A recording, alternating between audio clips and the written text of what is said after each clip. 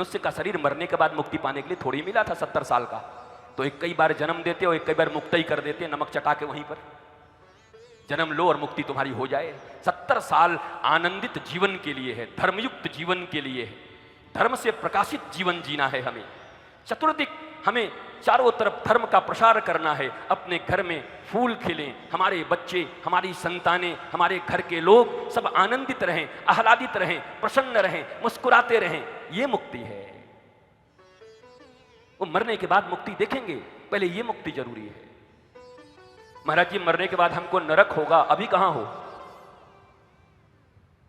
जिनके घर में कोई पागल हो गया, जिनके घर में कोई दुखी हो गया, जिनके घर में कमाई नहीं है, जिनके घर में बेटे उनकी बात नहीं सुनते, बेटी उनकी बात नहीं सुनती, संस्कार नहीं है, तकलीफें हैं, कोई ये नरक से कम है क्या कि नया नरक ढूंढ रहे हो? कि महाराज जी मरने के बाद नरक होगा। हे भगवान, जीते जी नरक में पड़े हुए हो, मरने के बाद जाओगे? नरक वाले भी यमराज कह रहे हैं कि अब कलयुग वाले को हम नरक नहीं देंगे। क्यों? कहा महाराज इतना भोग ले रहे हैं यहीं पर, हम क्या दें? इतना ज्यादा कोई भोगता होगा? ये तो जीते जी भोग रहे हैं, मरने के बाद नरक की कोई गुंजाइश नहीं बेटा, यहीं भोगो।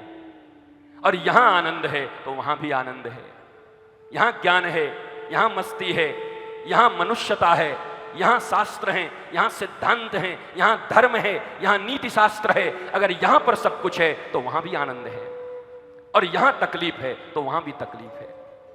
मुक्ति हो गई। भगवान ने फिर वादा कर दिया, कह दिया कि भैया अब जहां भी कथा होगी तो 7 दिना में हम एक दिन आएंगे। प्रहलाद इत्यादि सब आकर के बजा के कीर्तन इत्यादि कर रहे थे, वो सब आप जानते ही हो। तो हम एक दिन आएंगे, अब एक दिन कब आएंगे ये पता थोड़ी है कब आएंगे।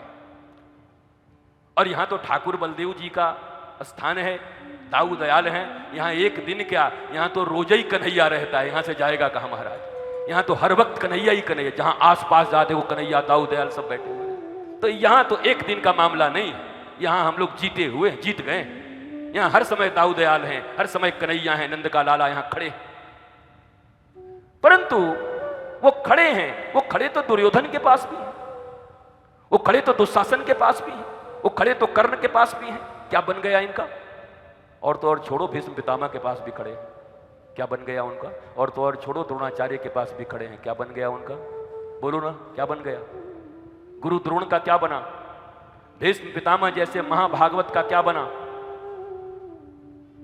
दुशासन और दुर्योधन का क्या बना? बताइए, नहीं बनाना।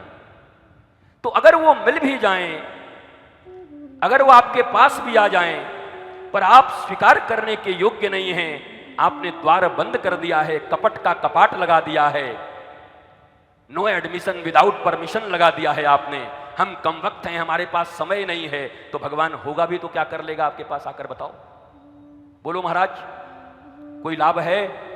नहीं होगा। लाभ तो भगवत प्रदत्त ज्ञान से होगा। इस बुद्धि के ऊपर जब विवेक का नियंत्रण होगा तब मामला बनेगा। एक दो बार ऐसे मुंडी पटक देने से कुछ नहीं होगा। ऐसे मुंडी पटकने वाले घूम रहे हैं दुनिया में बहुत, रोज ही मुंडी मार रहे हैं, मुंडी मार, यहां मुंडी मार, वहां मुंडी मार, वहां मुंडी मार।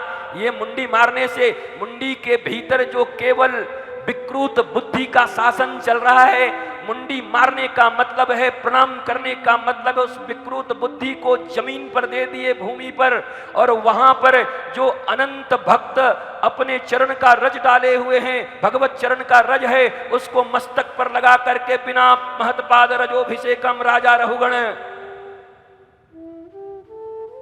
और जड़ भरत का ज्ञान, उस रज को अपने मस्तक में लगाएंगे, अर्थात विवेक, गुरु के दिए ज्ञान को अपने जीवन के प्रत्येक क्षण में प्रयोग करने का जब नीति जीवन में लाओगे, तब जीवन में आनंद के सुंदर फूल खिल सकते हैं। नहीं तो तुम्हारे जैसे, हमारे जैसे पूजा पाठ करने वाले लाखों करोड़ों लोग भी दुखी जन्म लेते हैं और दुखी ही मर जाते हैं।